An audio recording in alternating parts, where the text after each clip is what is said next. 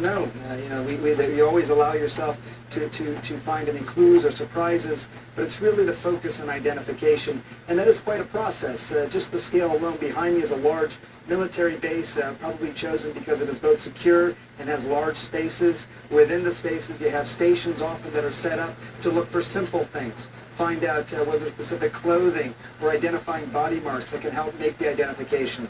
That involves conversations with the family. They also find things like dental records and medical records. Dental records are going to be particularly important here because they can withstand some of the tainting or contamination that you saw in those fields there before the bodies were actually recovered. And then finally, DNA evidence. Sometimes you find DNA from the individuals themselves, DNA that they may have left in their own homes. Sometimes you have to find it from first-degree relatives and make a match that way. You can imagine, Michael, how challenging that would be if an entire family, for example, was on the plane. So it is grim, as you said, heartbreaking as well, obviously for the families, but also for these investigators. 75 of them, they represent countries from all over the world. Passengers on those planes represented from all over the world. There are flags flying at half-mast representing those countries. You get an idea of what the feel and the tone is here, Michael.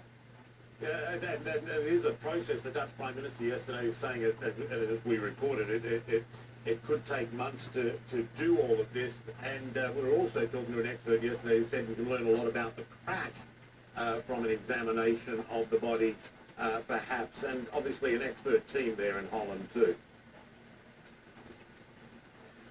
Yeah, when you talk to the medical examiners, and there's a very specific goal that they have. First and foremost, they want to create the identification of the remains and then be able to return the remains to the people who love them, love those people who are on that plane.